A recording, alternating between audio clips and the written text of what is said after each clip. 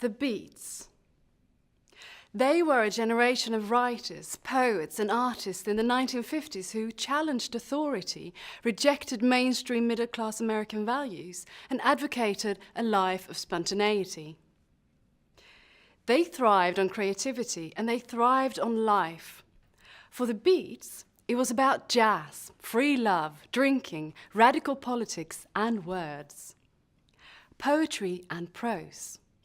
They lived life to its fullest, in constant pursuit of the next crazy, eye-opening worldly experience. Their soundtrack was jazz, which they used as a backdrop for readings of their work and an inspiration for their style of poetry. And their spokesman was Jack Kerouac, the novelist, writer, poet and artist who was famous for his novel On the Road. The only people for me are the mad ones.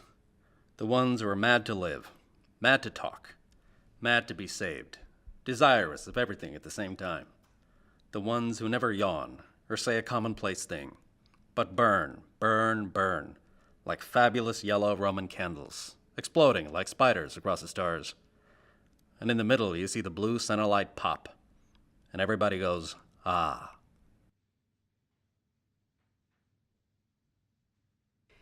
Jack Kerouac called his style spontaneous prose. The goal was to express thoughts without holding back, without stopping to consider how something might be said better, but just letting the words come out. This is often called stream of consciousness, when the writer abandons control of his words and instead expresses his innermost thoughts in an uninterrupted flow of words as they come to him. Words represent fragmentary thought, and the rhythm takes on a musical or poetic quality. But the cold, pale booster face of the cold blue girl, and wearing a man's white shirt, but with the cuffs undone, untied, at the buttons. So I remember her leaning over, talking to someone after having been slinked across the floor with flowing, propelled shoulders. Bending to talk with her hand, holding a short butt and the neat little flick she was giving to knock ashes but repeatedly with long, long fingernails, an inch long, and also orient and snake-like. Kerouac's writing resembled jazz in that it was improvisational. Sentences flowed together without stops, and the words could take on a certain rhythm. He used dashes or commas to signify a rhetorical breath, similar to a jazz musician taking a breath in between musical phrases. What's your road, man? Holy Boy Road? Madman Road? Rainbow Road? Guppy Road? Any road. It's an anywhere road for anybody anyhow.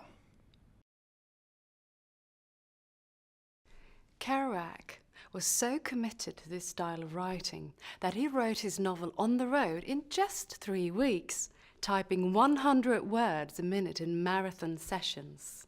To avoid having to replace sheets of paper in his typewriter page by page, Kerouac wrote his novel on a 120-foot roll of paper, which was made up of pieces he taped together.